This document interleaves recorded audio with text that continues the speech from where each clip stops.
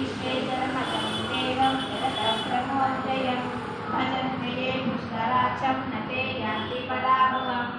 न ते यान्ति पराभवम् ॐ नमः इति श्री अर्जुनोवाच